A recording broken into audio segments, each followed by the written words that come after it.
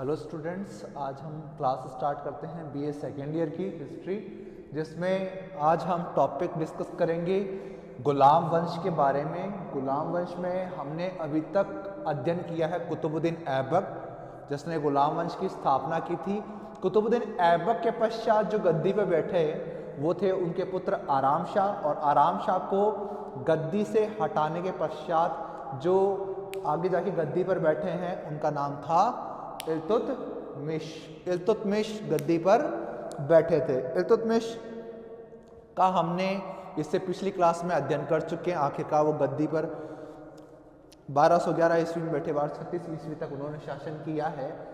अब हम बात करते हैं आखिरकार इल्तुतमिश जो उसने दिल्ली सल्तनत को सुदृढ़ किया, एक विशाल साम्राज्य की स्थापना की, गुलाम वंश को सशक्त किया, मंगोल आक्रमण से उसने अपनी सत्ता को बचाया।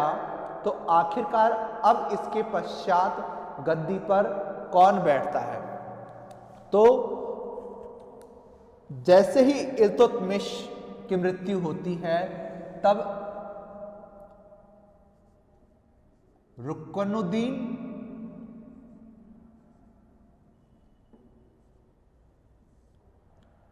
फिरोज शाह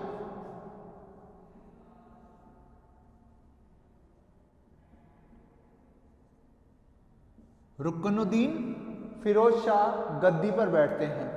रुकनुद्दीन फिरोज शाह जब गद्दी पर बैठे तो उस समय इनको बैठाने के पीछे दिल्ली के अमीरों का हाथ था। उन्होंने रुकनुद्दीन फिरोज शाह को गद्दी पर बैठाया था।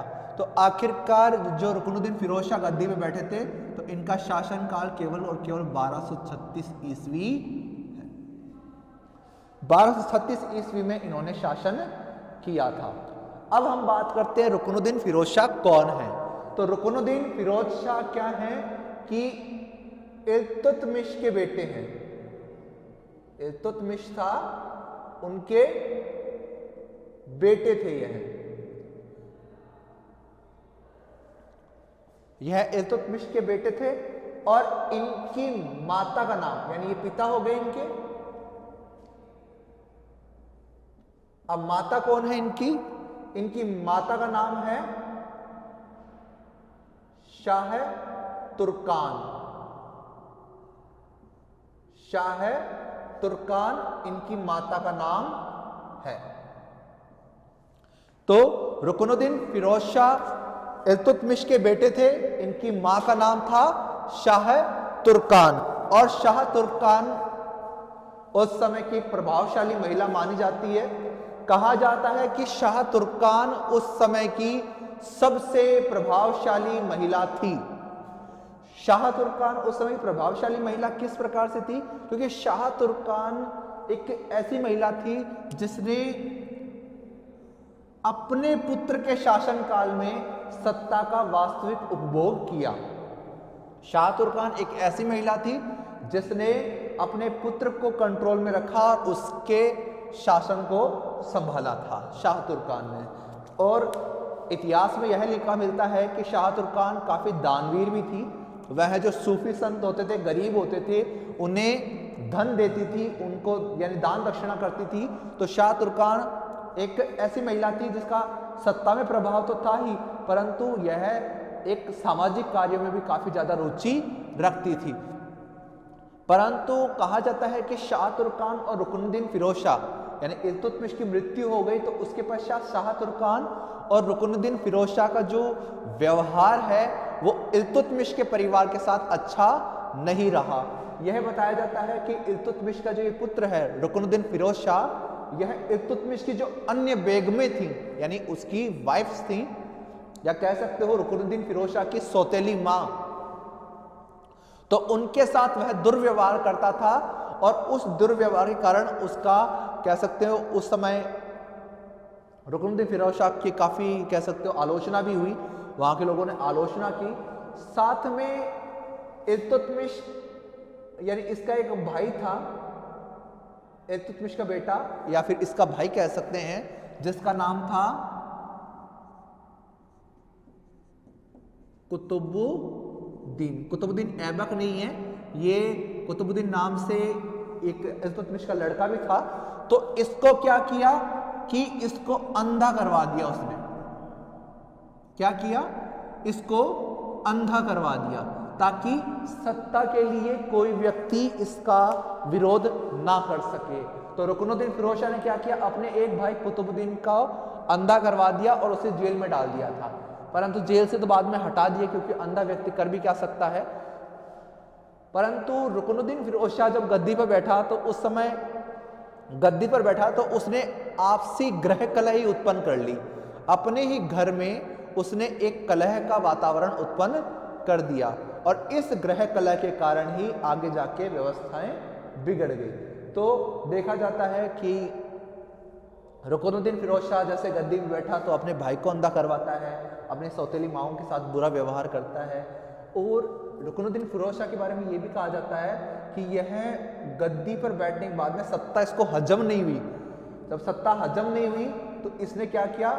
यह भोग विलास में लिप्त हो गया, यह केवल ऐशो आराम में जीने लग गया। अब ऐशो आराम में जीने लग गया तो इसके कारण क्या हुआ? इसकी व्यवस्थाएं और भी ज्यादा बिगड़ गई। अब काफी कुछ समय तक जैसे आप है ना, अगर सत्ता में अगर आते हैं तो आते ही अगर आप केवल भोग विलास में लिप्त हो जाओगे तो लोग बिगड़ ही जाते हैं। आसपास के शासकों ने इसका विद्रोह करने शुरू कर दिया, आसपास के लोगों ने इसका यानी कह सकते हो आपकी सहयोग करना बंद कर दिया रुकनुद्दीन फिरोज शाह का। तो जैसे ये भोग विलास में लिप्त हुआ, आपसी ग्रह कलह चल रही थी, तो ऐसे समय में क्या हुआ कि जब भोग विलास में लिप्त हो गया तो सत्ता किसके हाथ में आ गई? सत्ता आ गई एक तरह से शाह तुर्कान के हाथ में। तो सुरा और सुंदरी में जब रुकनुद्दीन फिरोज शाह लिप्त था तो उस समय सत्ता को उपभोग कौन करने लग गई? शाह तुर्कान। अब शाह तुर्कान के हाथों में सत्ता आ गई। तो ऐसे समय में क्या हुआ कि जो इख्तियार थे उन्होंने क्या किया? विद्रोह कर दिया। इख्तियार थे, उन्होंने क्या किया? विद्रोह कर दिया। और जैसे ही विद्रोह को शांत करने के लिए सेना सहित बाहर निकला, यानी कहा जाता है कि जब आसपास के बदायूं के इख्तियार, अवध क्षेत्र के इख्तियार, पंजाब क्षेत्र के इख्तियार विद्रोह करने लग गए कि आखिरकार हम आपकी सत्ता स्वीकार नहीं करते हैं, हम आपको शासक नहीं मानेंगे। तो उस समय ऐसा हुआ कि इख्तियार जब विद्रोह कर उठे तो इस विद्रोह को शांत करना आवश्यक था। तो रुकनुद्दीन फिरोज शाह ने क्या किया? उस समय के विद्रोह को शांत करने के लिए उसने क्या किया? एक सेना गठित की। और एक सेना गठित करके उसने क्या किया? सेना गठित करने के पश्चात जैसे रवाना हुआ तो इस सेना ने भी क्या कर दिया? विद्रोह कर दिया। सेना में जो प्रमुख सेना नायक थे, जो स्पेशल कमांडर थे, उन्होंने भी क्या किया? विद्रोह कर दिया। इस विद्रोह होने के कारण क्या हुआ कि रुकनुद्दीन फिरोज शाह क्या होगा? अकेला पड़ गया। अब अकेला पड़ गया तो यह क्या हुआ? यह जब दिल्ली से बाहर युद्ध के लिए निकला था, यह क्या हुआ? वापस दिल्ली आ गया। जिस विद्रोह को शांत करने के लिए वह दिल्ली से निकला था, वह विद्रोह शांत ही नहीं कर पाया, उसकी सेना में भी विद्रोह हो गया, इख्तियार भी विद्रोह करने लग गए। तो ऐसे समय में क्या हुआ? उसने अपने आप को दिल्ली में सुरक्षित रखना आवश्यक समझा। जब सेना हाथ में नहीं रही, इख्तियार हाथ में नहीं रहे, तो उसने अपने आप को सुरक्षित रखने के लिए क्या किया? अपने घर वापस दिल्ली आ गया। परंतु जब यह घटना घटित हो रही थी, यह घटना घटित हुई 1236 ईस्वी की है, यह घटना जब घटित हो रही थी तो ऐसे समय में एक प्रमुख बात और होती है। उस समय एक और प्रमुख घटना क्या घटित होती है कि उस समय रजिया जो होती है वो एक षड्यंत्र रचती है और उस षड्यंत्र के माध्यम से ये क्या है? सत्ता में आ जाती है।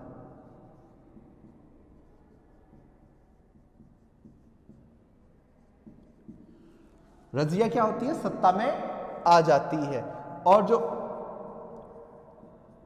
रुकनुद्दीन था, जब ये दिल्ली आया तो इसे क्या किया गया? बंदी बना लिया गया। जैसे ये दिल्ली आया, इसे क्या किया? बंदी बना लिया गया और बंदी बनाकर जेल में रखा गया और कुछ समय पश्चात रुकनुद्दीन की मृत्यु हो जाती है। परंतु रुकनुद्दीन जब इस अभियान के लिए गया हुआ था तो इस अभियान के समय एक और प्रमुख घटना क्या घटित होती है कि जो शाह तुर्कान है, जो शाह तुर्कान है, शाह तुर्कान को क्या कर लिया जाता है, बंदी बना लिया जाता है। यानी रुकनुद्दीन के दिल्ली आने से पहले शाह तुर्कान बंदी बन चुकी है और उसके पश्चात कौन बना है, रुकनुद्दीन बंदी बनाया गया है। तो इन दोनों को बंदी बनाकर जेल में डाल दिया गया और इस प्रकार कुछ समय पश्चात रुकनुद्दीन की मृत्यु हो जाती है। रुकनुद्दीन की मृत्यु होने के पश्चात में एक तरह से आगे इसका कुछ भविष्य था नहीं वैसे भी, क्योंकि जब भोग विलास में लिप्त होते हो, सत्ता पर ध्यान नहीं दोगे, इक्तेदार आपके विरोधी हो गए, सेना आपकी विरोधी हो गई, तो आखिरकार ये हश्र तो उसका होना ही था। तो सत्ता परिवर्तन हो जाता है, रुकनुद्दीन की सत्ता चली जाती है उसके हाथों से और अब सत्ता किसके हाथ में आ जाती है, अब सत्ता आती है रजिया सुल्ताना के हाथ में। अब हम पढ़ेंगे रजिया सुल्तान। तो इस तरीके से रुकनुद्दीन फिरोज शाह हमारा कंप्लीट होता है। उस समय रुकनुद्दीन फिरोज शाह का जो समय है बहुत कम रहा, परंतु इसने उस समय काफ़ी ज़्यादा दान दक्षिणा की थी। यानी उसकी माँ ने इतना दान दक्षिणा में ध्यान दिया, कहा जाता है कि आसपास के सभी सूफी संतों को उसने दान दिया था। तो बहुत ज़्यादा परोपकारी स्त्री रजिया सुल्तान की ये जो सौतेली माँ है शाह तुर्कान थी। अब हम पढ़ेंगे आज रजिया। ठीक है, अब हम टॉपिक शुरू करते हैं अपना। रजिया कब बैठी, 1236 ईस्वी। शासनकाल कब चला, 1240 ईस्वी। यानी 1236 ईस्वी में रजिया सुल्तान गद्दी पर बैठी और 1240 ईस्वी तक उसने दिल्ली पर शासन किया, एक सुल्तान के तौर पर, एक शासिका के तौर पे 1240 ईस्वी तक उसने शासन किया। लगभग 4 वर्ष तक उसका शासनकाल रहा। अब हम यानी प्रॉपर डेट निकाले तो डेट के अनुसार कहा जाता है कि लगभग 3 वर्ष 6 माह और 6 दिन रजिया सुल्तान ने दिल्ली की सुल्तान के रूप में शासन किया था। अब ये है एक स्त्री है, तो पहली चीज तो हम ये क्लियर कर दें कि यह एक स्त्री है। तो दिल्ली सल्तनत की या भारत की पहली मुस्लिम शासिका, भारत की पहली मुस्लिम शासिका, पहली मुस्लिम सुल्तान स्त्री रजिया सुल्तान थी। और रजिया सुल्तान ने ही भारत में यह कह सकते हो कि एक तरह का यह भ्रम समाप्त किया कि आखिरकार पुरुष ही सत्ता का उपभोग कर सकते हैं। इस्लाम के कट्टरपंथी जो सुन्नी मुसलमान थे, उनके जो एक तरह से कह सकते हो उनके जो यानी उनके जो विचार थे, उन विचारों का प्रतिरोध करते हुए उस समय रजिया सुल्तान गद्दी पर बैठती है। 1236 ईस्वी में वह गद्दी पर बैठती है। परंतु मैं यहाँ पे रजिया सुल्तान के बारे में कुछ और बातें करूँगा जो रजिया सुल्तान के बारे में बहुत आवश्यक है। तो आखिरकार हम बात करते हैं अब रजिया सुल्तान का प्रारंभिक जीवन कैसा रहा।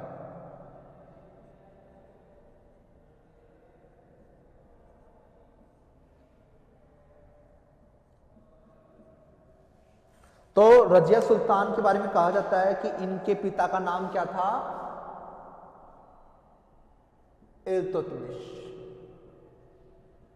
यह इल्तुतमिश की पुत्री थी और यह इल्तुतमिश की सबसे चहेती बेटी मानी जाती है, यानी सबसे प्रिय संतानों में से एक थी है। इसके अलावा नासिरुद्दीन महमूद भी इल्तुतमिश का सबसे प्रिय पुत्र था। उसको वह एक कह सकते हो एक उत्तराधिकारी के तौर पे देखता था कि नासिरुद्दीन महमूद जब बड़े होंगे या फिर जब मैं जब मरूंगा तो मैं इसे दिल्ली का बादशाह घोषित करके जाऊंगा। नासिरुद्दीन महमूद को वह बादशाह बनाना चाहते थे, परंतु हुआ यह है कि नासिरुद्दीन महमूद की इल्तुतमिश के जीवन काल में ही मृत्यु हो जाती है। तो नासिरुद्दीन महमूद की मृत्यु होने के कारण ही सत्ता का जो परिवर्तन है वह रुकनुद्दीन फिरोज शाह के समय हो चुका था, क्योंकि रुकनुद्दीन फिरोज शाह उस समय गद्दी पर बैठे। परंतु जो इल्तुतमिश है वह यह नहीं चाहता था कि रुकनुद्दीन गद्दी पे बैठे। इल्तुतमिश का जो ध्यान था वह इस बात पर था कि आखिरकार जब कोई गद्दी पर बैठे तो वह मेरा उत्तराधिकारी हो, मैं जिसको उत्तराधिकारी घोषित करके जाऊं वह गद्दी पर बैठे। तो स्पष्ट तौर पे इल्तुतमिश ने किसी को उत्तराधिकारी घोषित नहीं किया था, परंतु कुछ ऐसे वाकया हैं जिनके आधार पर हम कह सकते हैं कि उसने अपना उत्तराधिकारी एक तरह से मनोनीत करके रखा था उसने। तो उसकी चर्चा हम करते हैं, आखिरकार उसने किसको मनोनीत करके रखा था। जब इल्तुतमिश ग्वालियर अभियान पर था तो ग्वालियर अभियान के समय वह जब ग्वालियर के लिए निकल रहा था, एक विशाल सेना लेकर वह ग्वालियर के लिए गया, तो ग्वालियर के जाते समय उसने रजिया को क्या है कि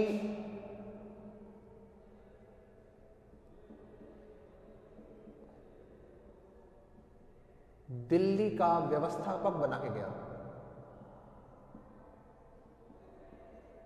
जब रजिया सुल्तान, जो हम बात कर रहे हैं रजिया, आखिरकार उसे प्रशासनिक जिम्मेदारी कब से मिलना प्रारंभ हुई उसकी चर्चा हम करेंगे।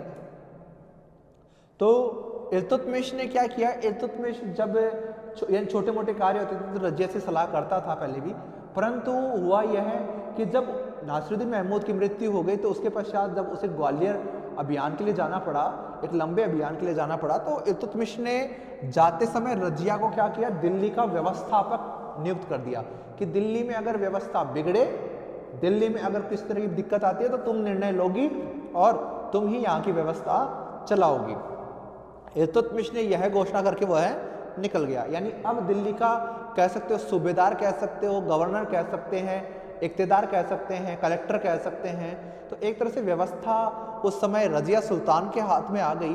तो लगभग साल भर का जो अंतराल था, तो उस साल भर के अंतराल में उस समय की कह सकते हो, एक कह सकते हो एडमिनिस्ट्रेशन कह सकते हैं, प्रशासन जो कहते हैं हम, उस व्यवस्था को सबसे अच्छे तरीके से जो निभाया वो रजिया सुल्तान ने निभाया। रजिया सुल्तान ने बहुत ही अच्छे तरीके से एक व्यवस्थापक के तौर पे कार्य किया। उसने दिल्ली का प्रशासन अच्छे से संभाला, दिल्ली के लोगों की उसने, यानी जब कोई न्याय मांगने के लिए दिल्ली आता था या दिल्ली में जो भी न्यायिक कार्य होते थे वह रजिया खुद देखती थी, दिल्ली के प्रशासन से जुड़े हुए कार्य देखती थी, दिल्ली की सुरक्षा के से जुड़े हुए कार्य देखती थी। तो इस प्रकार क्या हुआ कि रजिया सुल्तान ने उस समय के दिल्ली से जुड़े हुए सभी कार्य किए। यानी एक क्षेत्र विशेष में जो भी कार्य करने होते हैं वह सारे के सारे कार्य क्या किए, रजिया सुल्तान ने पूरे किए। अब जब ग्वालियर विजय से जैसे ही इल्तुतमिश वापस लौटा तो उसने आखिरकार हालचाल तो पूछा ही होगा, परंतु रजिया से नहीं पूछते। कोई भी व्यक्ति होता है तो वह अपनी संतान से ही बात नहीं पूछेगा, संतान के अतिरिक्त जो और कोई होगा तो उससे उसका फीडबैक लेगा। तो उसने फीडबैक किससे लिया, अन्य लोगों से लिया, और फीडबैक लिया तो हुआ यह है कि उस फीडबैक में उसका बहुत ही ज़्यादा कह सकते हो बहुत अच्छा लोगों ने बताया। दिल्ली की आम प्रजा ने उसकी बड़ाइयाँ की और आसपास के लोगों ने इस तरह की बड़ाइयाँ उनसे की कि वो लोग बहुत खुश हुए। प्रशासनिक अधिकारियों ने बोला कि हाँ, आपकी पुत्री बहुत अच्छा प्रशासन संभालती है। जब कोई न्याय लेने के लिए जो लोग आते थे, क्योंकि रिकॉर्ड रखे जाते थे, तो उनसे पता किया तो उनसे पता चला कि यह एक अच्छा न्याय भी प्रदान करती है। सैनिकों से सुरक्षा की बात की तो सैनिकों ने, क्योंकि उस समय मंगोल आक्रमण का भय था तो आखिरकार दिल्ली की सुरक्षा आवश्यक थी, तो उन्होंने बोला कि सैनिक व्यवस्था भी उस समय की बहुत अच्छी थी। तो जब चारों ओर से देखा कि एक छोटे से क्षेत्र को रजिया इतने अच्छे से संभाल रही है, तो आखिरकार इसमें कुछ न कुछ तो गुण अवश्य हैं। फिर कहा जाता है कि ग्वालियर विजय के पश्चात इल्तुतमिश ने क्या किया कि ग्वालियर विजय के पश्चात इल्तुतमिश ने जो सिक्के जारी किए थे उन सिक्कों पर रजिया का नाम भी अंकित था, यानी उस समय रजिया का नाम भी उसमें जोड़ा गया। तो यह एक महत्वपूर्ण उपलब्धि है उस समय रजिया की कि आखिरकार जब है ना इल्तुतमिश ये जिम्मेदारी देके गया, जिम्मेदारी का प्रोत्साहन उसे क्या मिला कि इल्तुतमिश ने अपने सिक्कों में उसे भी स्थान दिया, रजिया को स्थान दिया, और किसी को उसने स्थान नहीं दिया, उसने रजिया को उस समय अपने सिक्कों में स्थान प्रदान किया। तो इस प्रकार रजिया के सिक्कों यानी रजिया के सिक्के डलने शुरू हो गए थे उस समय। तो यह एक प्लस पॉइंट था, क्योंकि किसी के सिक्के जारी होना एक बहुत बड़ा संकेत होता है कि आखिरकार उत्तराधिकारी कौन होगा। परंतु एक बहुत ही कह सकते बहुत बड़ी बात मानी जाती है कि उस समय जो बदायूं जो क्षेत्र था, जो बदायूं आसपास का क्षेत्र था, उस समय वहां का इक्तेदार जो था वो रुकनुद्दीन फिरोज शाह था।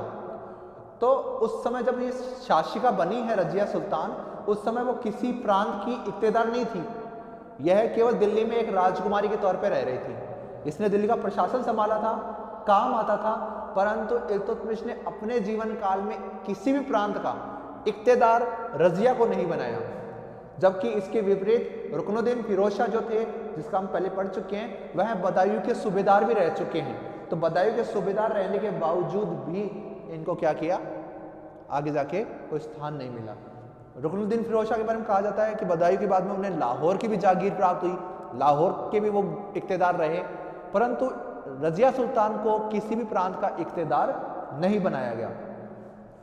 परंतु यहाँ पर एक सिक्के पर भी देखा जाए तो सिक्के पर भी रुकनुद्दीन फिरोज शाह का कोई अंकन नहीं मिलता है। यहाँ पर अंकन किसका मिलता है, रजिया सुल्तान का। तो विद्वानों का एक मत ये मानना है कि ग्वालियर विजय के पश्चात ही रजिया के जो आउटपुट आया, या फिर कह सकते जिस तरह का उसके बारे में सुना गया, लोगों ने उनकी बढ़ाइयाँ की, तो उन बढ़ाइयों से खुश होकर इल्तुतमिश ने रजिया सुल्तान को अपना उत्तराधिकारी घोषित कर दिया। तो इस प्रकार रजिया सुल्तान क्या है कि एक तरह से अधिकारी बन गई। अब 1236 ईस्वी में क्या होता है, 1236 ईस्वी में इल्तुतमिश की मृत्यु हो जाती है। 1236 ईस्वी में क्या होता है, इल्तुतमिश की मृत्यु हो जाती है। अब इल्तुतमिश की मृत्यु के पश्चात व्यवस्था बिगड़ जाती है एक तरह से। इल्तुतमिश की जैसे मृत्यु होती है, गद्दी पर बैठता रुकनुद्दीन फिरोज शाह। कारण ये था कि कोई उस समय और दूसरा कोई व्यक्ति नहीं था जिसे वो गद्दी पर बैठा सके। रजिया सुल्तान एक लड़की थी, इसलिए कोई मुस्लिम व्यक्ति उसे तो बैठाना चाहता ही नहीं था। परंतु हुआ यह कि वह चाहते थे कि आखिरकार जो गद्दी का वारिस हो वह एक पुरुष हो। तो इसी कारण क्या हुआ कि इल्तुतमिश की मृत्यु के बाद में रुकनुद्दीन फिरोज शाह गद्दी पर बैठते हैं। परंतु रुकनुद्दीन फिरोज शाह से वहाँ की प्रजा भी परेशान हो जाती है, वहाँ के इक्तेदार भी परेशान हो जाते हैं, और उनके सगे संबंधी भी उससे परेशान हो जाते हैं। यानी सौतेली माओ से बुरा व्यवहार कर रहा है, भाइयों को अंधा करवा रहा है, तो आखिरकार एक सभ्य व्यक्ति के तौर पे वह कार्य नहीं कर रहा था। तो ऐसे समय में क्या होता है कि सगे संबंधी उससे दूर हो जाते हैं। सगे संबंधी दूर होने के साथ में क्या होता है कि अब उससे लोग चिढ़ना शुरू हो गए, लोग उसके प्रति आकृष्ट नहीं हो रहे थे। लोग उसके, ये कह सकते हो कि घर के भी लोग उसे पसंद नहीं कर रहे, बाहर के लोग भी उसे पसंद नहीं कर रहे। बदायूं आसपास के जो क्षेत्र थे उनके इक्तेदार उसके विद्रोह में उतर गए। विद्रोह केवल इक्तेदारों ने नहीं किया, आगे जाके सेना ने विद्रोह कर दिया। तो न सेना रही, न वजीर रहे, न लोग रहे, न अमीर उसका सहयोग कर रहे, न घर वाले सहयोग कर रहे हैं। तो एक तरह से क्या कह सकते हो कि असहाय हो गया वह है। असहाय स्थिति में तब एक व्यक्ति जब होता है तो उसका फिर और कोई सहारा नहीं होता है। ऐसी परिस्थिति में रजिया सुल्तान ने अपने मस्तिष्क का सबसे अच्छा उपयोग किया। मैं तो मानूंगा कि रजिया सुल्तान एक स्त्री होने का सबसे, यानी कह सकते हो कोई सबसे बड़ी कमी नहीं थी, उसका एक बहुत बड़ा प्लस पॉइंट था कि वह एक स्त्री थी। तो 1236 ईस्वी में घटना क्या होती है कि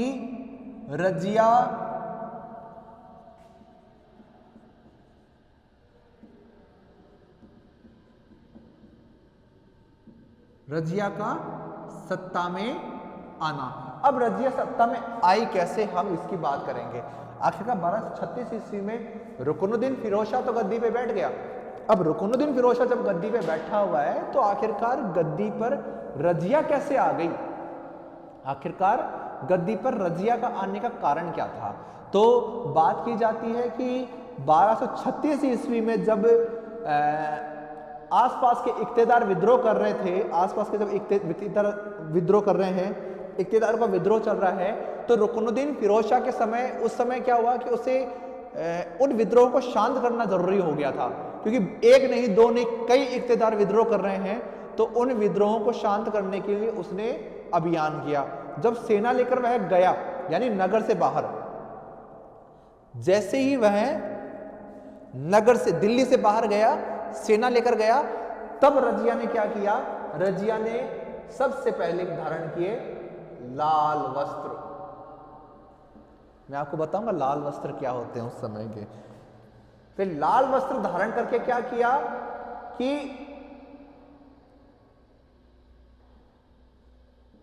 मुख्य मस्जिद, जो मुख्य मस्जिद थी दिल्ली की, वहां गई। दिल्ली की मुख्य मस्जिद में गई। क्या पहन के गई?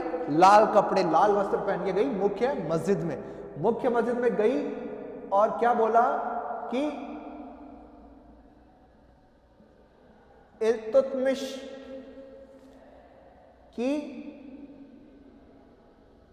इच्छा बताई। किससे बताई? जो मस्जिद में नमाज पढ़ने आए हुए लोगों को। अब हुआ क्या?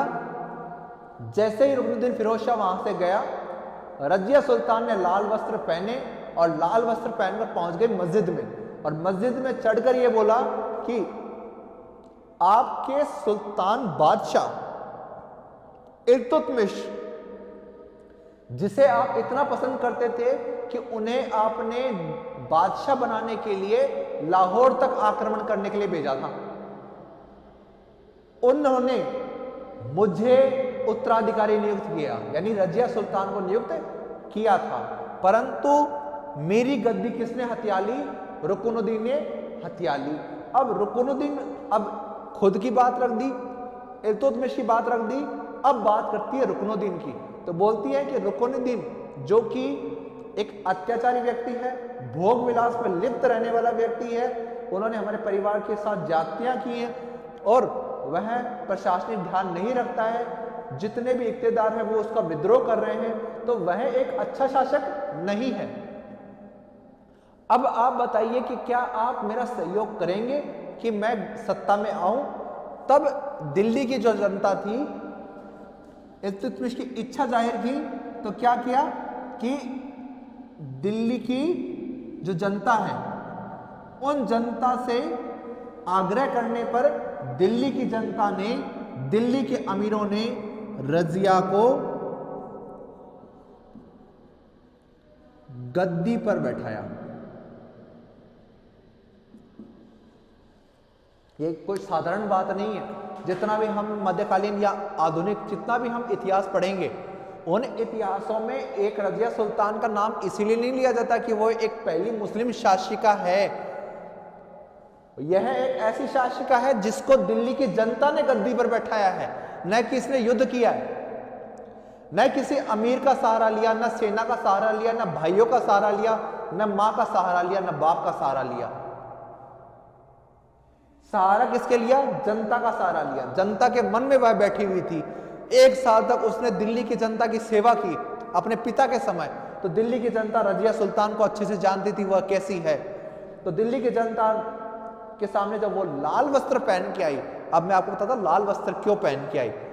इस्लामी कानूनों के अनुसार, इस्लामी परंपराओं के अनुसार लाल वस्त्र को न्याय का वस्त्र माना गया, न्याय के लिए आग्रह करने वाले लोगों का वस्त्र माना गया।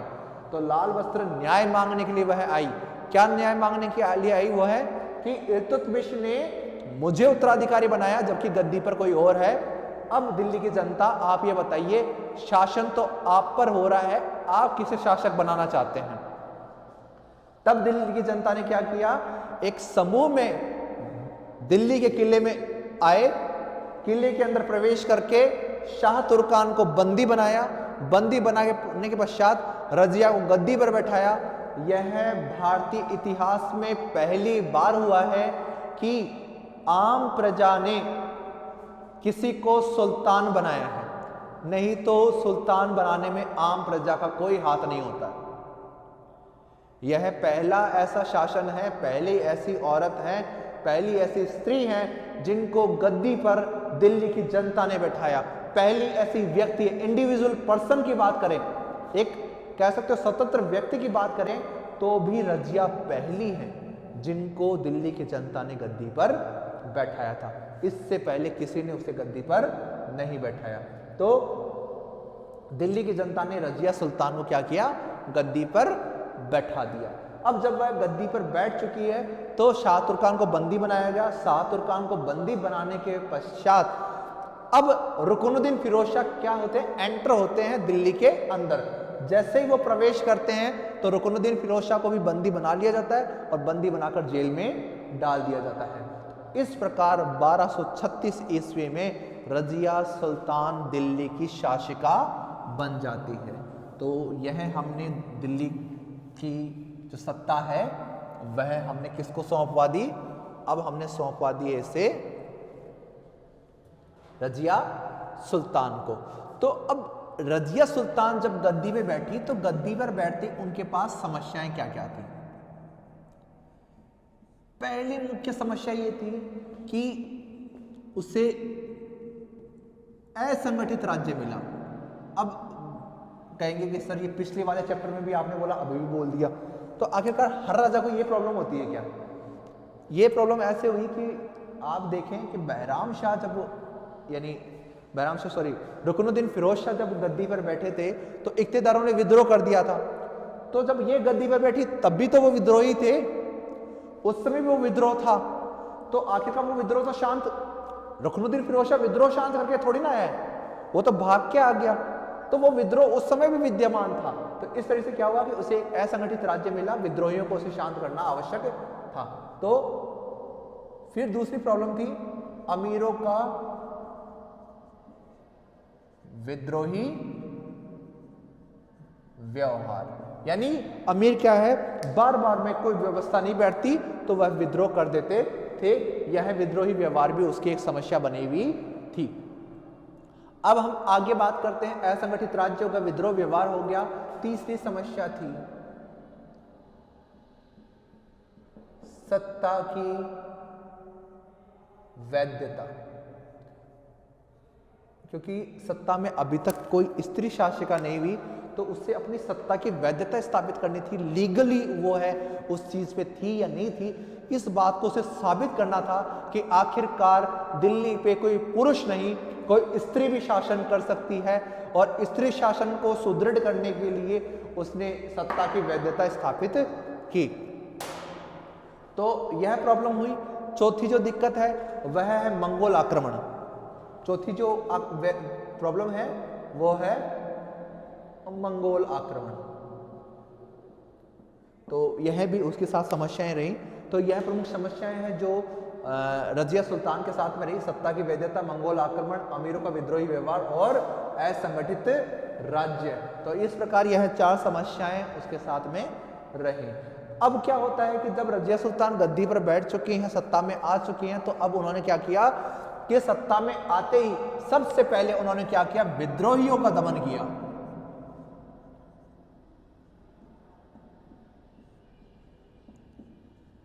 उन्होंने क्या किया, विद्रोहियों का दमन किया। सबसे पहले उन्होंने यही काम करना था। हुआ यह है कि उस समय जो विद्रोही थे, तो अब विद्रोही कौन कौन है, मैं तो यानी बोलूं कि कुछ आस्तीन के सांप थे, कोई खुले सांप थे। सांप तो सांप होते हैं, चाहे आस्तीन में छिपा हुआ, चाहे खुले आम हो, सरेआम हो। तो आखिरकार कुछ आस्तीन के सांप थे। तो आस्तीन का सांप था वो उसका वजीर, जो रजिया सुल्तान का वजीर था जुनैदी। जुनैदी क्या है, उस समय रजिया सुल्तान का वजीर था। तो यह क्या है कि यह बिल्कुल भी पक्ष में नहीं था कि रजिया सुल्तान दिल्ली की शासिका बने। क्यों नहीं था? क्योंकि स्त्री है। अब पुरुष के अहम को यह स्वीकार नहीं था कि आखिरकार दिल्ली की गद्दी पर कोई औरत भी शासन कर सकती है। तो रजिया सुल्तान को वह सुल्तान स्वीकार नहीं कर पाया, मन से स्वीकार नहीं कर पाया, सामने बोलता तो मर जाता। तो इसलिए क्या किया, वो मन में ही बात रख ली उसने कि आखिरकार मैं रजिया सुल्तान को सुल्तान स्वीकार नहीं करूंगा। उसने यह बात मन में बैठा ली थी। तो जुनैदी जो है उस समय के वजीर हैं, और उन्होंने क्या किया, उस समय ये मन में बात बैठा ली कि आखिरकार मैं रजिया सुल्तान को सुल्तान नहीं मानूंगा। फिर इसके बाद में एक तो विद्रोह यानी घर का आस्तीन का सांप ही बता दिया मैंने आपको। फिर एक व्यक्ति था कबीर खां, ठीक है, एक कबीर खां जो था वह भी था। फिर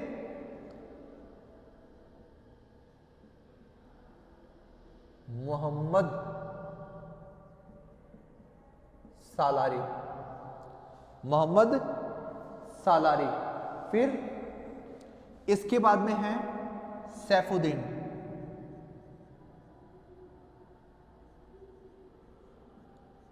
सैफुद्दीन कूची। तो पहला व्यक्ति हो गया जुनैदी, दूसरा है कबीर खां, तीसरा है मोहम्मद सालारी, और चौथा व्यक्ति था सैफुद्दीन कूची। फिर सैफुद्दीन कूची के बाद में एक और व्यक्ति का नाम जो मिलता है मलिक एयाज मिलता है, सॉरी मलिक एयाज, मलिक एयाज नाम से जो व्यक्ति मिलता है। यह प्रमुख 5 व्यक्ति थे उस समय के जिन्होंने विद्रोह किया। क्या हुआ कि इन चारों की संयुक्त सेना कबीर खां, मोहम्मद सालारी, सैफुद्दीन कूची और मलिक एयाज, इनकी क्या थी, संयुक्त सेना थी। उन्होंने क्या किया, दिल्ली पर आक्रमण किया। कब किया, यह 1236 ईस्वी की बात है।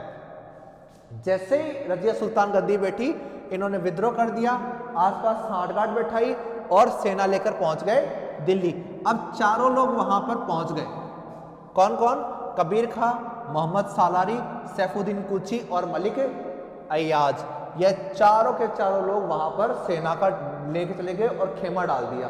क्योंकि रजिया सुल्तान तो उस समय दिल्ली के दुर्ग में थी, तो दुर्ग के अंदर थी तो सीधा आक्रमण तो कर नहीं सकते थे, खेमा डाल दिया। और जुनैदी भी अब उनसे आकर मिल गया। अब जुनैदी उससे मिल गया। अब रजिया सुल्तान उस समय शासिका बनी थी। मैं आपको वही अंतर बता रहा हूं कि आखिरकार रुकनुद्दीन फिरोज शाह क्यों सफल नहीं हो पाया और रजिया सुल्तान किस प्रकार से एक सफल शासिका भी थी। तो जब इतने लोग उसका विद्रोह कर रहे हैं और इनको फिर भी संभालना है, एक स्त्री तो, और वो भी नई नई शासिका बनी है, शासिका बनते ही घर के दरवाजे पे आ गए। जबकि रुकनुद्दीन फिरोज शाह तो खुद सेना लेकर बाहर गया था, परंतु यह तो सेना इसके पास कहाँ है अभी, तो सेना का अभाव था। तो सेना का अभाव था तो रजिया सुल्तान ने क्या किया, अपने मस्तिष्क का अच्छा प्रयोग किया उसने। तो उसने अपने दिमाग को प्रयोग में लाया और दिमाग में प्रयोग में लाकर उसने क्या किया, उसने यह देखा कि आखिरकार मुझे फूट डालो और राज करो की नीति अपनानी है, इनमें फूट डलवा दो और राज कर लूंगी मैं। तो उन्होंने क्या किया, कबीर खां और मोहम्मद सालारी है ना, इनके साथ में गुप्त बैठक की, गुप्त बैठक करके इनको प्रलोभन दे दिया कि यानी इन दो को अलग से ले गई, ये बैठे हैं, इनसे मिली और इनको रिश्वत देने की कोशिश की। परंतु हुआ क्या कि किसी भी तरीके से इनको भी खबर मिल गई। समझ वाली बात देखें कि आखिरकार हुआ क्या है कि कबीर खां और मोहम्मद सालारी को तो शायद कोने में ले जाके बात कर ली गई। इनसे जब कोने में ले जाके बात की गई, पता नहीं क्या बात हुई है, वो कोई भी नहीं जानता है। परंतु सैफुद्दीन कूची और मलिक एयाज, इनको भी खबर पहुंचा दी गई इनडायरेक्ट वे में कि आखिरकार रजिया सुल्तान इन दो लोगों से मिली है और इन दोनों को अपनी ओर मिला लिया है। तो जब यह बात इन लोगों को पता चली तो इनके बीच में क्या हुआ, भेद पड़ गया। अब इनके बीच में अलग अलग टुकड़े हो गए और चारों के चारों अपने राज्य में वापस चले गए। अब यह लोग जब चारों अपने राज्य में वापस चले गए तो अब दिक्कत कहां होती है कि यह चारों के चारों जब अपने राज्य वापस चले गए तो प्रॉब्लम कहां होती है कि अब यानी एक तो मुट्ठी होती है जिसे तोड़ने में हमें 5 लोगों की मुट्ठी थी ना, ये वजीर था, कबीर खान अय्याज था, मोहम्मद सालारी था, सैफुद्दीन कुची था, मलिक अय्याज था। 5 लोग थे, मुट्ठी बनकर आए थे, एक साथ कुछ कर नहीं सकती थी, तोड़ दिया। तोड़ने के बाद में सबसे पहले जिस व्यक्ति को मरवाया गया वो मलिक सालारी था, मोहम्मद सालारी। मोहम्मद सालारी जैसे ही अपने क्षेत्र में पहुंचने लगा, रास्ते में इसका काम तमाम कर दिया गया, तो इसको भी मार डाला गया। इसको मारने के बाद में कबीर खां को भी मार डाला गया। ये अपने सूबे में पहुंचे ही नहीं, सूबे में पहुंचने से पहले चमत्कार को नमस्कार करवा दिया इसने, और इसने क्या किया, मोहम्मद सालारी और कबीर खां को मरवा दिया। अब यह मर गया तो डर बैठ गया वजीर में कि आखिरकार मैं भी तो शामिल था। तो यह क्या किया, भाग गया और पहाड़ियों की तरफ, सिरमुन की पहाड़ियों की तरफ भाग गया। सिरमुन की पहाड़ियों में भागकर फिर वहां पे भटकता रहा, और भटकते हुए यह वहीं मर गया। भटकते हुए इसकी जिंदगी खत्म हो गई और वहीं पर इसकी मृत्यु हो गई। अब सैफुद्दीन कुची और मलिक अय्याज थे, इनकी जागीरें छीन ली गई और इनका भी अंत कर दिया गया। तो इस प्रकार जो विद्रोही रजिया सुल्तान को हटाने के लिए आए थे, उन्हीं का ही अंत हो गया। कहां पर 5 लोग आ रहे हैं, कहां पर एक स्त्री की बुद्धि ने इन 5 को ही गंगा का पानी पिला दिया। तो इस तरीके से देखा जाए तो इन 5 लोगों को एक साथ पराजित करने की जो नीति थी वह किसकी थी, रजिया सुल्तान की अपने मस्तिष्क की थी। उसने बड़ी चतुराई के साथ इन लोगों को मृत्यु के घाट तक पहुंचाया और अपने विद्रोहियों का अंत किया। अब विद्रोही यानी 5 लोग, यानी इतने बड़े बड़े लोग, यानी छोटे मोटे लोग तो थे नहीं, इतने बड़े बड़े वजीर थे उस समय के, इतने बड़े बड़े पद के लोग थे। तो इतने बड़े पद के लोगों को आखिरकार जब पराजित किया गया तो वो जगहें खाली हो गई, काफी पोस्ट खाली हो गई। अब सबसे पहली पोस्ट तो जो खाली हुई वो वजीर की हुई, ठीक है। तो सबसे पहली पोस्ट किसकी खाली हुई, वजीर की। तो आखिरकार अब जो अपॉइंटमेंट करना था वो पहला अपॉइंटमेंट करना था वजीर का। तो आखिरकार उस समय जो इनको, यानी जब वजीर जुनैदी नहीं रहा तो फिर किसको वजीर नियुक्त किया गया। तो कहा जाता है कि उस समय जो ख्वाजा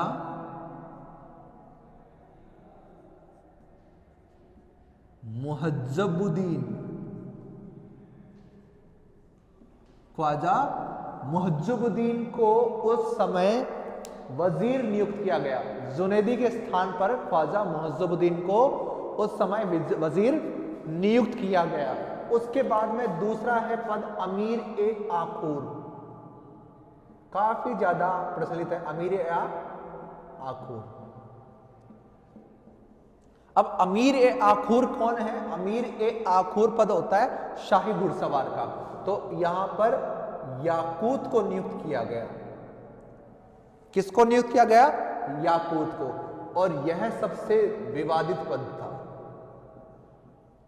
ठीक है। विवादित कौन है, याकूत है। तो यही आगे जाकर एक तरह से कारण बनता है रजिया सुल्तान के अंत का भी। तो अमीर आखुर पद पर याकूत को नियुक्त किया गया। और अब बात होती है कि बदायूं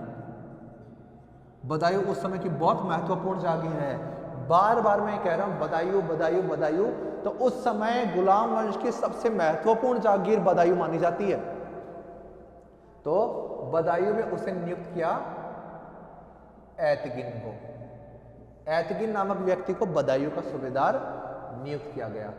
अब बात होती है बटिंडा, सरहिंद, तरब हिंद। तो उसको ये बात की जाती है। तो बटिंडा और बरन जो क्षेत्र है उसका सूबेदार नियुक्त किया जाता है अल्तूनिया को। किसे नियुक्त किया गया, अल्तूनिया को। तो अल्तूनिया को वहां का सूबेदार नियुक्त किया गया, ठीक है। तो यह 4 प्रमुख पोस्टें भरी गई। बदायूं, ऐतगिन नियुक्त हुआ वहां पर, बटिंडा बरन क्षेत्र में अल्तूनिया नियुक्त हुआ, अमीर खां जो अमीर याकूर है वो याकूत नियुक्त हुआ, वजीर किसे नियुक्त किया गया? ख्वाजा मुइजुद्दीन को नियुक्त किया गया। तो इस प्रकार रजिया ने क्या किया, अलग अलग पोस्टों पर उसने अलग अलग व्यक्तियों को नियुक्त कर दिया। तो इस प्रकार हमारा यह पॉइंट भी कंप्लीट होता है। अब आते हैं कि रजिया सुल्तान का अंत किस प्रकार होता। मैंने आपको एक बात बताई थी कबीर अय्याज। अब कबीर अय्याज को बोला इसको मरवा दिया गया, तो कैसे मरवाया गया उसकी बात मैं आपको करता हूं कि 1240 ईस्वी में इसने क्या किया, विद्रोह किया था। कबीर अय्याज ने क्या किया, 1240 ईस्वी में उसने विद्रोह किया, परंतु क्या हुआ, रजिया सुल्तान ने क्या किया, इस विद्रोह का अंत करने के लिए सेना भेजी और सेना भेजकर इसका अंत करवा दिया। तो 1240 ईस्वी में कबीर अय्याज का अंत हुआ था, उसने विद्रोह किया था। अब हुआ क्या, देखो एक बात मैं आपको यहाँ पर क्लियर करना चाहता हूँ कि उस समय रजिया सुल्तान एक योग्य शासक के रूप में तो थी, शासिका के रूप में थी, वो बहुत यानी बहुत समझदारी से वह कार्य करती थी, परंतु एक बहुत बड़ी कमी थी उस समय के शासन में। वो शासन में कमी यह थी कि जो सत्ता में जितने लोग थे वह उसे स्त्री पहले मानते थे, शासिका बाद में मानते थे। जब स्त्री पहले हो गई, शासिका बाद में हो गई, तो क्या हुआ कि लोग उसे एक तरह से कह सकते हैं स्त्री से ऊपर नहीं देख पाए। तो कबीर खां अय्याज को भी लोगों ने वापस उकसाया कि आप वापस विद्रोह करें, और आप विद्रोह करेंगे तो हम सब आपसे आकर मिल जाएंगे, आपसे आकर मिलेंगे तो हम एक तरह से क्या करेंगे कि पीछे से घेर कर रजिया सुल्तान का अंत कर देंगे और रजिया का सत्ता परिवर्तन कर देंगे। परंतु हुआ क्या कि रजिया सुल्तान तो ये बहुत बार देख चुकी थी, उसने क्या किया, कबीर अय्याज को बड़ी कूटनीति के साथ में पराजय प्रदान करवाई, पराजय प्रदान हुई उसे और फिर मृत्यु भी उसे मिल गई। तो इस प्रकार बड़ी सरलतापूर्वक कह सकते हो या फिर कैसे बड़ी कूटनीतिक तौर पे या बड़ी चतुराई से काम लेकर रजिया सुल्तान ने कबीर अय्याज का अंत कर दिया। तो बलि का बकरा बनाया गया था कबीर अय्याज को। अब कबीर अय्याज जब बकरी का बकरा बन चुका है तो अब उसके बाद में दूसरा बकरी का बकरा किसने बनाया। अब आती है बात किसके ऊपर कि उस समय का वजीर था मुहज्जबुद्दीन और जो बदायूं का सूबेदार था ऐतगिन। अब ये बन गए मास्टरमाइंड।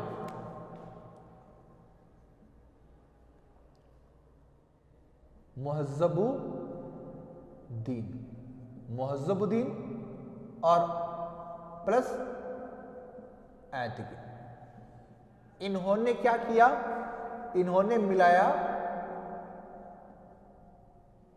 अल्तूनिया को अपनी ओर। किसको मिलाया, अल्तूनिया को। तो बड़े मास्टरमाइंड बनकर मुहज्जबुद्दीन और ऐतगिन ने क्या किया, अपने मस्तिष्क का प्रयोग किया और अल्तूनिया को अपनी ओर मिला लिया। जब अल्तूनिया को अपनी ओर मिला लिया तो उसने क्या किया कि ये दोनों एक साथ मिलकर इन्होंने क्या किया, अल्तूनिया से बोला कि तुम विद्रोह करो हम तुम्हारा साथ देंगे और पीछे से सेना भेजकर हम तुम्हारा सहयोग कर देंगे। परंतु हुआ यह है कि अल्तूनिया ने क्या किया, विद्रोह किया। विद्रोह कब किया, 1240 ईस्वी में किया। तो रजिया क्या है, सेना सहित गई और सेना किसकी थी, इन्हीं लोगों की थी। तो जो लोग सोच रहे थे हम दूर के तमाशे देखते हुए बन जाएंगे, तो उन्होंने क्या किया, रजिया ने क्या किया कि कबीर अय्याज के समय जब विद्रोह को शांत किया रजिया ने, तब उसने देखा कि आखिरकार किस तरह से दिमाग का प्रयोग किया गया। परंतु ऐतगिन और मुहज्जबुद्दीन ने बड़े दिमाग का प्रयोग किया कि हमें रजिया का अंत करना ही पड़ेगा, नहीं तो हमारे मित्रों का अंत हो जाएगा। हम इसको गद्दी से हटाना चाहते हैं तो आखिरकार ऐसे तो नहीं हटेगी। तो यह साथ गए सेना लेकर, आगे बढ़कर इन्होंने बोला कि हम आपके साथ सेना सहित जाएंगे। सेना सहित गए, अल्तूनिया से लड़ने के लिए गए और यह लोग पीछे हट गए। इन लोगों ने युद्ध नहीं किया और इन्होंने क्या किया, याकूत की हत्या कर दी। जो याकूत क्या है, रजिया सुल्तान का वफादार व्यक्ति था, उसकी हत्या करवा दी इन्होंने। उसी युद्ध के समय हत्या हो गई। तो रजिया सुल्तान और अब अल्तूनिया के बीच में युद्ध हुआ, उसमें अल्तूनिया ने रजिया सुल्तान को क्या किया, रजिया सुल्तान पराजित हुई और पराजित होकर क्या हुआ, बंदी बना ली गई। तो इस प्रकार क्या कह सकते हैं, मुहज़्ज़बुद्दीन और ऐतगिन की जो षड्यंत्र रचे हुए थे वो सफल रहे और उन्होंने रजिया सुल्तान के साथ युद्ध में जाकर उसको कह सकते हो कि एक तरह से संकट में डाल दिया और वहाँ पर उन्होंने एक तरह से क्या कह सकते हैं कि उस समय की व्यवस्था को अपने हाथ में ले लिया। तो याकूत की हत्या हो गई। उसी समय एक विश्वास पात्र उसके साथ में था। रजिया सुल्तान को पराजय का स्वाद चखना पड़ा। पराजित होने के बाद में उसे बंदी बना लिया गया। अब हम आगे चर्चा करते हैं कि आखिरकार अब आगे क्या होता है। तो अब क्या हुआ कि रजिया सुल्तान तो बंदी बन गई। रजिया सुल्तान क्या हुई, बंदी बन गई। कब बनी, 1240 ईस्वी में बनी। 1240 ईस्वी बनी तो वहां पर सत्ता में कौन बैठ गया, बहराम शाह गद्दी पर बैठा। वहां पर सत्ता में गद्दी पर कौन बैठ गया, बहराम शाह गद्दी पर बैठ गया। अब बंदी बनी हुई थी तो इसने क्या हुआ, निमंत्रण भेजा। निमंत्रण किसको भेजा, अल्तोनिया को। अब ये बंदी कहां बनी हुई है, बंदी बनी हुई है भटिंडा में। ध्यान रखें, ये भटिंडा में बंदी बनी हुई थी उस समय। भटिंडा के समय इसको बंदी बनाया गया था। अब रजिया सुल्तान ने क्या किया, बंदी बनी हुई थी तो उसने निमंत्रण भेजा अल्तुनिया को। अब निमंत्रण किस चीज का भेजा, बात करने का भेजा।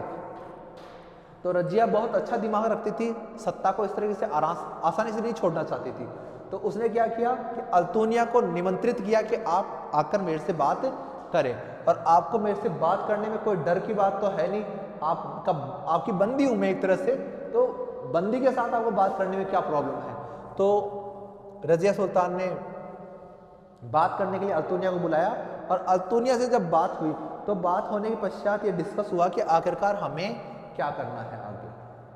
अब आगे का इन्होंने क्या बात की कि इसने अल्तुनिया से कह सकते एक तरह की संधि की। अल्तुनिया से क्या की, संधि की। अल्तुनिया से क्या कर लिया इसने, फिर आगे जाके विवाह किया। इसने कहा कि हमारी संधि क्या है, हमारी संधि ये है कि मैं आपसे विवाह कर लूं और आप मेरी सहायता करें। किस चीज के लिए, विवाह करने के पश्चात में दिल्ली पर विजय के लिए निकले। दिल्ली पर विजय के लिए निकले और दिल्ली पर मुझे अधिकार करने में सहायता करें। अब क्योंकि मैं अब आपकी बेगम हूं, आपकी पत्नी हूं, तो एक तरह से अगर मैं सुल्तान बनती हूं तो आप भी क्या है, मेरे पति हैं, तो हमारी संतानें ही आगे जाकर बादशाह बनेगी। तो आखिरकार आपका नुकसान कुछ नहीं है।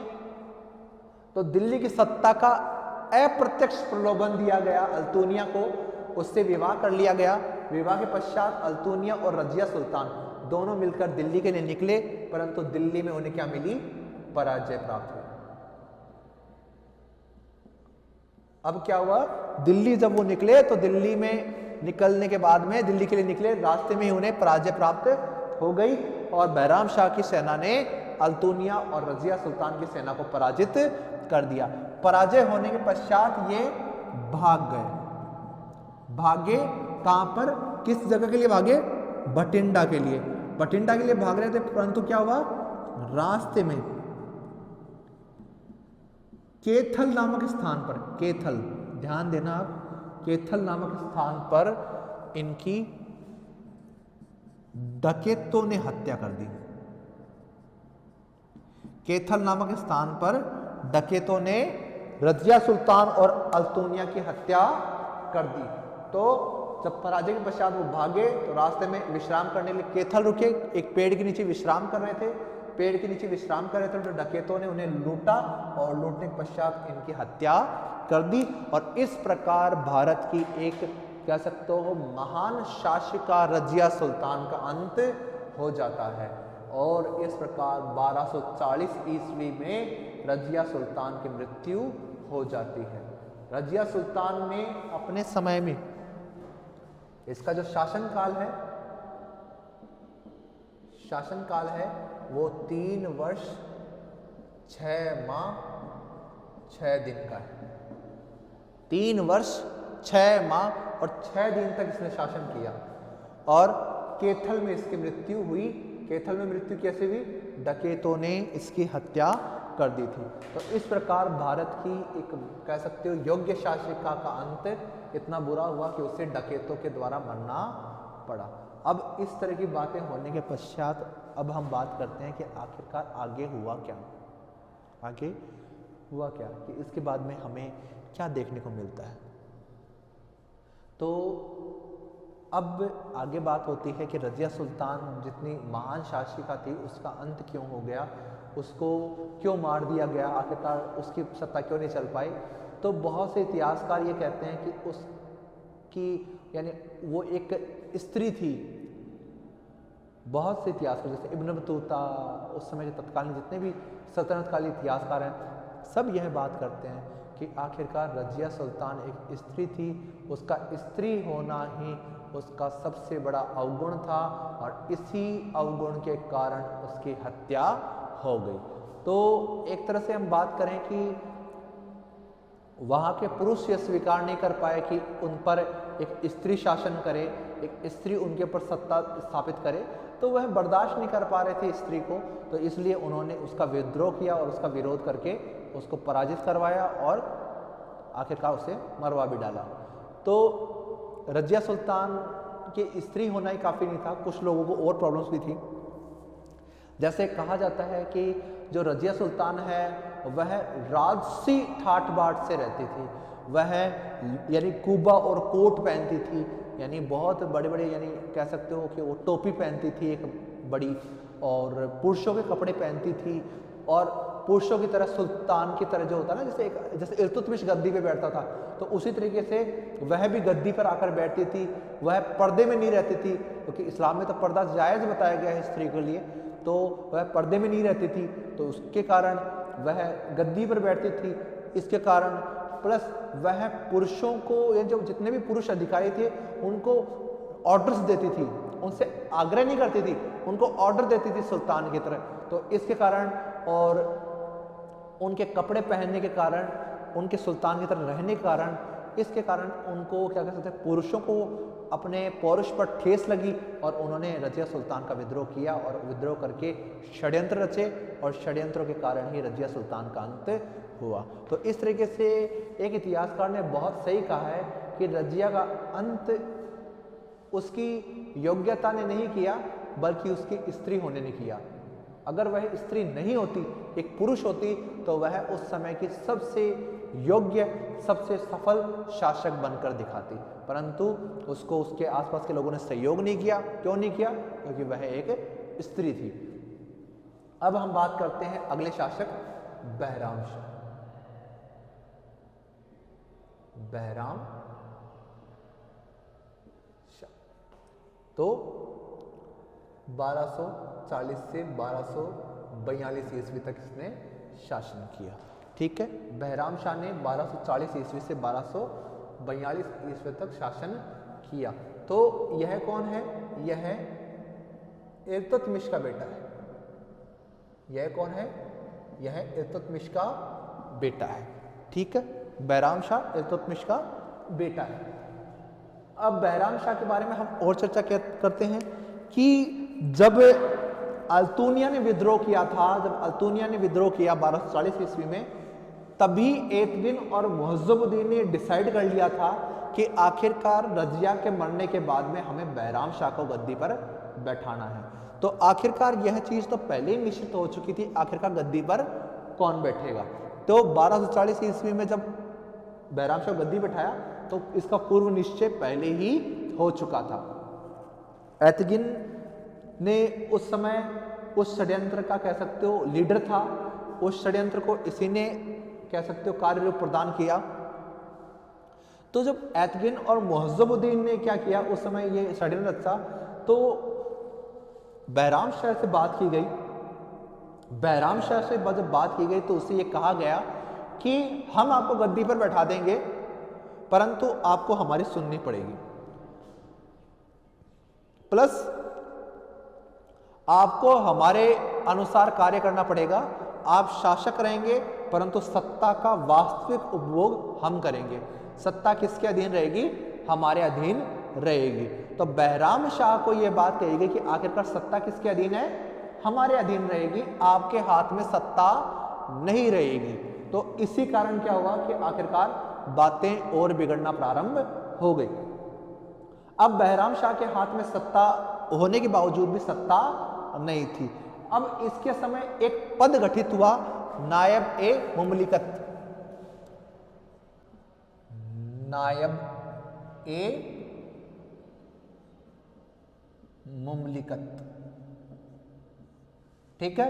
नायब का पद गठित हुआ, इसे शॉर्ट में नायब का पद ही कहते हैं। तो नायब का पद गठित हुआ, यह है पहला पद है जो गठित हुआ बहराम शाह के समय। और इस पर किसको नियुक्त किया गया? ऐतगिन को। इस पर किसे नियुक्त किया गया? ऐतगिन को।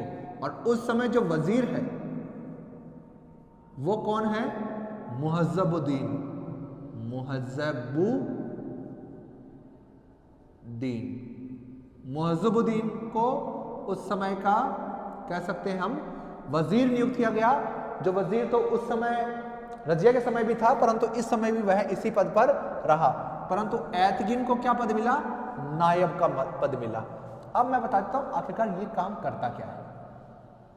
पहला होता है सम्राट यानी शासक, दूसरा होता है वजीर। अब क्या हुआ कि जो नायब का पद गठित हुआ वो नायब का पद इसके बीच का है, ठीक है। नायब का पद इसके बीच का है। यह वजीर से अधिक शक्तिशाली है और सम्राट से कम शक्तिशाली है। सम्राट के नीचे है परंतु वजीर के ऊपर है। इसकी ताकत वजीर से ज्यादा है। परंतु जो सल्तनत काल में है यही क्या है? वास्तविक शासक है।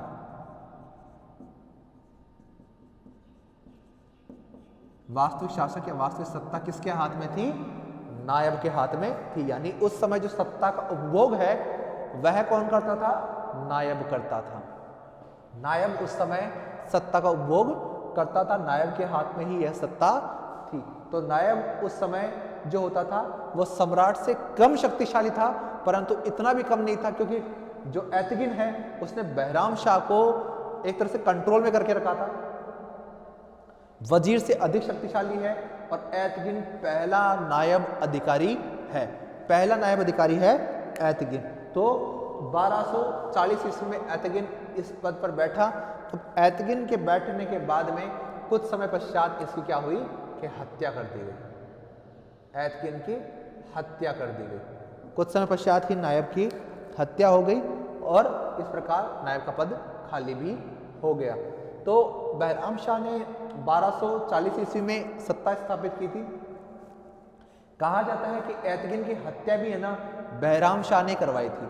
अब इसके पीछे स्टोरी ये बताई जाती है कि बहराम शाह की जो बहन थी, तलाकशुदा बहन थी, बहराम शाह की एक बहन थी जिसका तलाक हो रखा था। तो ऐतगिन ने क्या किया? बहराम शाह की जो तलाकशुदा बहन थी उससे शादी कर ली।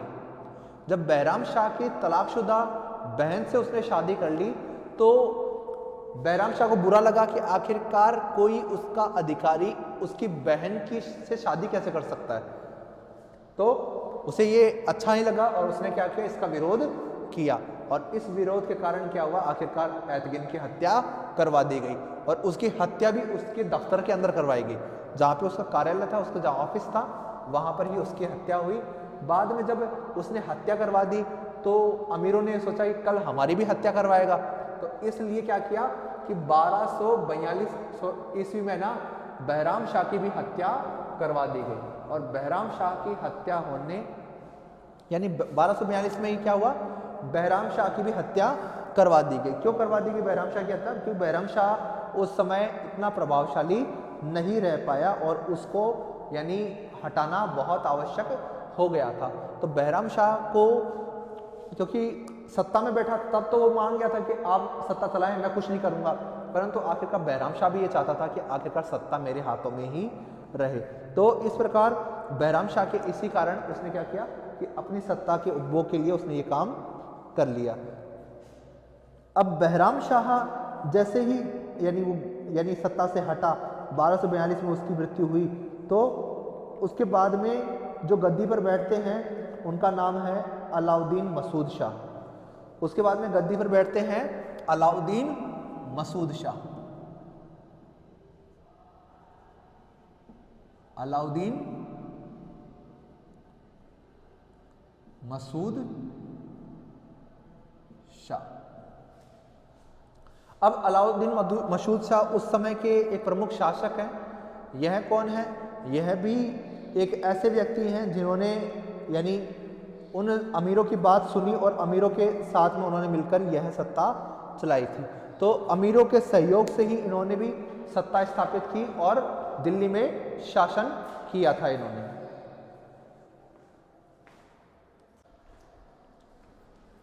अलाउद्दीन मसूद शाह। अलाउद्दीन मसूद शाह जब गद्दी पर बैठा तो उस समय अलाउद्दीन मसूद शाह जब गद्दी पर बैठा था तो वही बातें थी कि आखिरकार इसे भी दिल्ली के शासकों के अधीन कार्य करना था, दिल्ली के शासकों की बातें दिल्ली के जो वजीर थे उनकी बातें माननी थी, दिल्ली के अमीरों की बात माननी थी। शासक तो आप रहोगे परंतु सत्ता में आप काम नहीं करोगे। तो यह बात की गई अलाउद्दीन मसूद शाह से भी। अलाउद्दीन मसूद शाह जो है वह 1242 ईस्वी है, 1242 ईस्वी से 1246 ईस्वी तक शासन किया इन्होंने। 1242 ईस्वी में बैराम शाह के पश्चात यह गद्दी पर बैठते हैं और यह 4 वर्ष शासन करते हैं। रजिया के पश्चात जैसे 2 वर्ष तक बहराम शाह ने शासन किया 1240 से 42, तो उसी प्रकार अलाउद्दीन मसूद शाह 1242 से 1246 ईस्वी तक शासन करते हैं। अब अलाउद्दीन मसूद शाह है कौन? पहली बात तो हम डिस्कस करते हैं आखिरकार अलाउद्दीन मसूद शाह है कौन। तो इनके पिता का नाम क्या था? तो इनके पिता का नाम है रुकनुद्दीन फिरोज शाह। रुकनुद्दीन फिरोज शाह। हाँ, यह वही रुकनुद्दीन फिरोज शाह है जो 1236 ईस्वी में इल्तुतमिश के पश्चात गद्दी पर बैठा था। इसका बेटा है अलाउद्दीन मसूद शाह। अलाउद्दीन मसूद शाह बाद में गद्दी पर बैठते हैं। अपने पिता के कह सकते हैं ये थोड़ा शांत स्वभाव का, अपने पिता के विपरीत शांत स्वभाव का व्यक्ति था। बहुत ज़्यादा यह है कह सकते हो कि यानी हरकत में नहीं था, यह शांत व्यक्ति था। अब बात होती है कि अलाउद्दीन मसूद शाह जब गद्दी पे बैठा तो उस समय सत्ता किसके हाथ में थी? तो उस समय जो सत्ता थी, सत्ता पर जो नियंत्रण है, नियंत्रण वो किसका रहा? मुहज्जबुद्दीन। मुहज्जबुद्दीन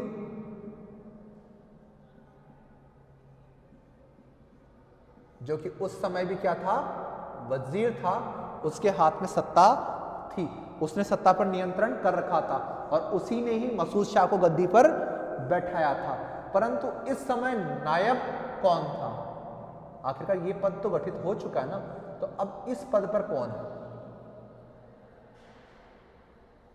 ठीक है, तो अब नायब के पद पर कौन बैठा? तो यह भी क्वेश्चन होता है कि आखिरकार जब ऐतगिन की हत्या बहराम शाह ने करवा दी थी तो अब नायब का पद किसे प्राप्त हुआ? तो मसूद शाह के समय कुतुबुद्दीन हसन गौरी, कुतुबुद्दीन हसन गौरी नामक व्यक्ति को नायब का पद प्रदान किया गया। कुतुबुद्दीन हसन गौरी उस समय नायब के पद पे कार्य करने लग गए थे। अब बात होती है कि आखिरकार यह कार्य करने लग गए कुतुबुद्दीन हसन गौरी। वास्तविक सत्ता मुहज्जबुद्दीन के हाथ में थी, वजीर था उस समय का, और रुकनुद्दीन फिरोज शाह का यह बेटा था। परंतु इस समय की प्रमुख राजनीतिक घटना क्या है? तो पहली राजनीतिक घटना है कि इसके समय में मंगोल आक्रमण हुए। इसके समय मंगोल आक्रमण कहां हुए? पंजाब में हुए थे। तो अलाउद्दीन मसूद शाह के समय मंगोल आक्रमण हुए, कहां हुए? पंजाब में यह आक्रमण हुए थे। अब इसके समय विद्रोह कहां हुए? विद्रोह हुए मुल्तान,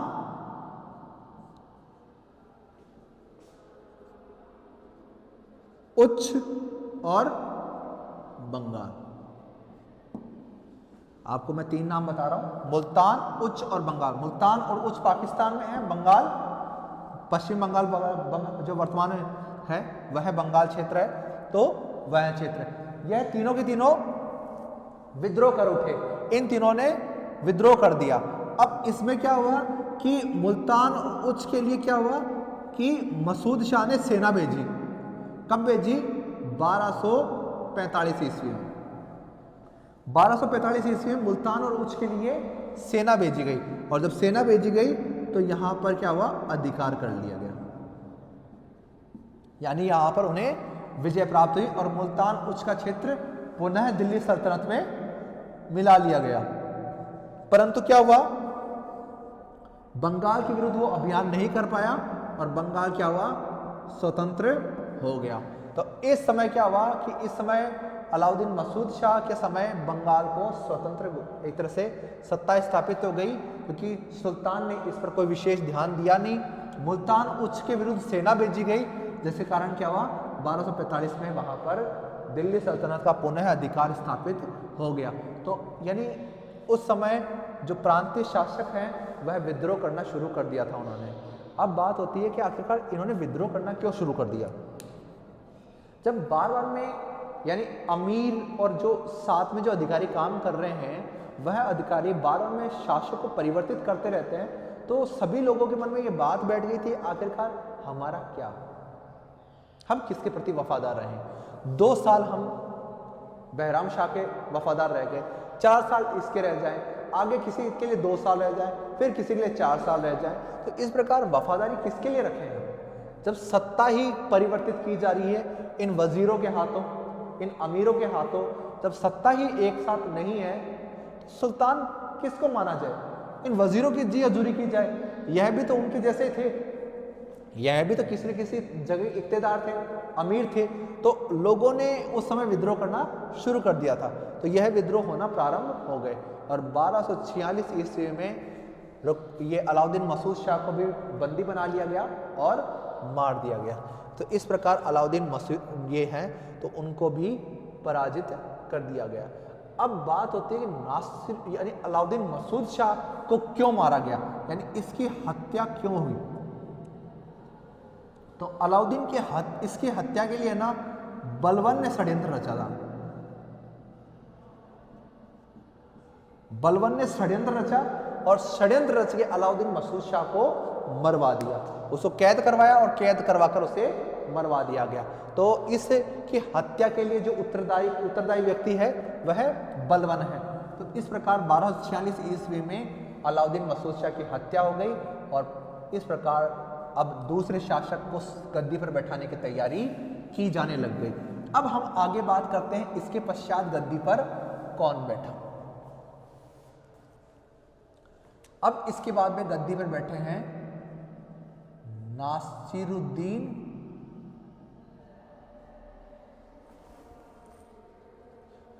महमूद।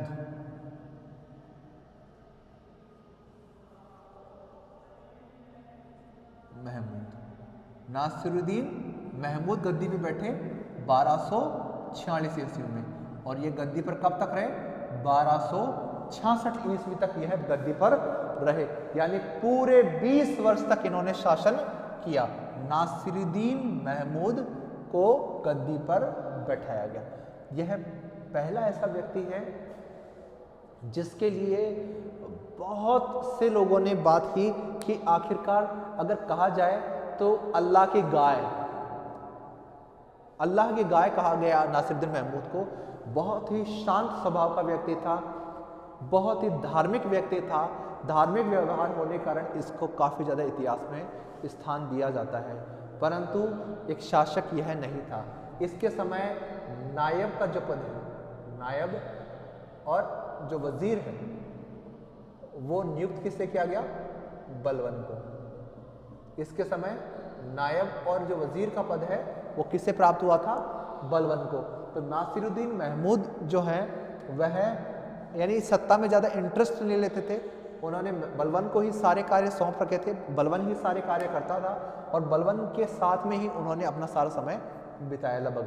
और अब बात हुई कि बलबन के साथ अटैचमेंट क्यों था कि बलबन की जो पुत्री थी उसका विवाह है ना नासिरुद्दीन महमूद के साथ कर दिया गया था। तो बलबन उसके क्या लगते थे, ससुर भी लगते थे, बलबन ससुर भी लगते थे नासिरुद्दीन महमूद के। और इस प्रकार बलबन की प्रतिष्ठा काफ़ी अधिक थी।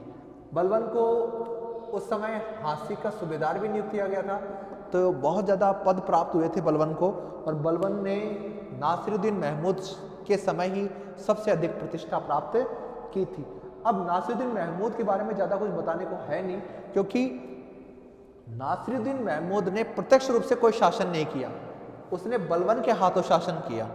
ठीक है, तो जो भी कार्य हुए हैं नासिरुद्दीन महमूद शाह के समय, तो बलबन ने किए। यानी ये जो 20 वर्ष है, 20 वर्ष नासिरुद्दीन महमूद के लिए, वो 20 वर्ष बलबन के हैं। नाम नासिरुद्दीन महमूद का है, परंतु सुल्तान कौन था उस समय का? बलबन ही था। तो इस प्रकार नासिरुद्दीन महमूद के समय ये घटना घटित। अब बात होती है नासिरुद्दीन महमूद करता क्या था, जब शासन नहीं करा तो करता क्या था। तो कहा जाता है कि ये इतना धार्मिक व्यक्ति था तो कि ये ज़्यादातर समय इबादत करता था, अल्लाह की इबादत करता था और कुरान की नकल करता था। कुरान जो होती है उसको एक कागज़ पर लिखता था और उस प्रति को वो बेचता था लोगों को। तो उसको बेचने से जो भी पैसा उसे मिलता था वह उस पैसे से गुजारा करता था। वह जो सम्राट खजाना होता था उससे पैसा नहीं लेता था, वह पैसा किसका लेता था? पैसा वो कुरान की नकल करके जो बेचता था उस पैसे का प्रयोग वह अपने लिए करता था। अब जो पैसा बेचकर, यानी पैसा कहाँ से मिला? कुरान को बेचने से उसे पैसा मिला। तो एक धार्मिक व्यक्ति था, धर्म के अनुसार आचरण रखता था और इतना सीधा व्यक्ति था कि उसे पैसों से कोई मोह नहीं था, सत्ता से भी कोई मोह नहीं था। अब बात होती है, हम करते हैं कि नासिरुद्दीन महमूद की ईमानदारी कितनी थी। एक तरह से अगर यह उसे पैसा नहीं लेता तो बलबन जो है उसकी जो पुत्री थी, आखिरकार इसकी जो बीवी हुई, तो बलबन की पुत्री ने बोला कि मेरे पिता के साथ तो मैं तो बहुत खुशी से रहती थी, मेरे पिता के तो यहाँ पे ऐशो आराम थे, वो आपके एक नायब हैं, आपके वजीर हैं, फिर भी मैं उनके यहाँ पर इतनी खुश थी, परंतु आप दिल्ली के बादशाह हो, उसके बावजूद मैं यहाँ पे दुखी हूँ। दुखी क्यों? क्योंकि यह खुद खाना बनाती थी, रोटियाँ बनाती थी। तो जब रोटियाँ बनाती थी तो एक बार हाथ जल गया था, तब बोला कि आप मेरे लिए एक नौकरानी रख दो, आप मेरे लिए एक नौकरानी रख दो। तो नौकरानी की जब मांग की गई तो इन्होंने मना कर दिया। नासिरुद्दीन महमूद ने बोला कि सत्ता मेरे हाथ में नहीं है, मैं कुछ भी नहीं हूँ, बस मेरा नाम चल रहा है, मैं तुम्हारे नौकरानी के लिए कुछ भी नहीं कर सकता हूँ, आपके लिए मैं नौकरानी नहीं रख पाऊँगा। तो इस प्रकार नासिरुद्दीन महमूद जो हैं उस समय के कह सकते हो बहुत ही सीधे साधे व्यक्ति थे और वो धार्मिक व्यक्ति थे।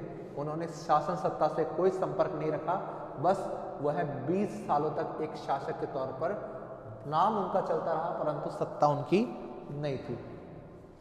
जब 1266 ईस्वी में उसकी मृत्यु हुई तब उसके लिए 2 तर्क कहे गए, उसकी मृत्यु के लिए 2 तर्क दिए गए।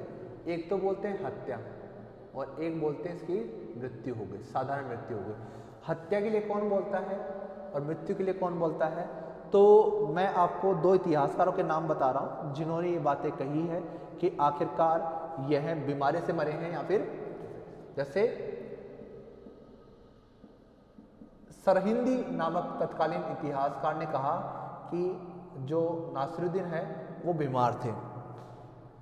सरहिंदी ने कहा कि वो बीमार थे और बीमारी के कारण ही नासिरुद्दीन महमूद की मृत्यु हो गई। तो दूसरा मत दिया जाता है वो इब्न बतूता से। इब्न बतूता जो है मोरक्को का यात्री था, मोहम्मद बिन तुगलक के समय यहाँ आया था। तो उसने ये बात कही कि जो नासिरुद्दीन महमूद है उसकी हत्या कर दी गई और यह हत्या किसने करवाई? बलबन ने करवाई थी। यह हत्या किसने करवाई थी? बलबन ने करवाई थी। तो इस प्रकार उसकी मृत्यु के 2 कारण बताए जाते हैं। सरहिंदी बीमार होना कारण बता रहे हैं और इब्न बतूता हत्या बता रहे हैं। तो कोई भी कारण रहा हो, आज तक यह स्पष्ट नहीं हो पाया, परंतु नासिरुद्दीन महमूद की मृत्यु 1266 ईस्वी में हो गई थी। और नासिरुद्दीन महमूद के बाद में गद्दी पर बैठते हैं बलबन। अब गद्दी पर बैठे हैं बलबन। तो 1266 ईस्वी से 87 ईस्वी तक का जो समय है वो बलबन का शासनकाल रहा है। ठीक है, तो अब हम जो अध्ययन करेंगे वो बलबन का अध्ययन करेंगे 1266 ईस्वी से 1287 ईस्वी तक, लगभग आगे के 20 और साल। तो इन सालों में उसने और शासन किया। तो बलबन का जो शासनकाल हम मानते हैं उसको हम 2 तरीके से मान सकते हैं। एक तो खुद बादशाह बना उसके बाद में, और बादशाह बनने से पूर्व। तो नासिरुद्दीन महमूद के समय वास्तविक सत्ता का उपभोग भी बलबन ने किया और सुल्तान बनने के बाद में भी सत्ता का उपभोग इसने किया। तो नासिरुद्दीन महमूद के 20 साल और इसके खुद के शासनकाल को मिलाकर हम पूरा अध्ययन बलबन का अलग से करेंगे। बलबन के ऊपर काफ़ी कुछ निबंधात्मक क्वेश्चन भी बनते हैं, तो उसका भी अध्ययन हम करेंगे।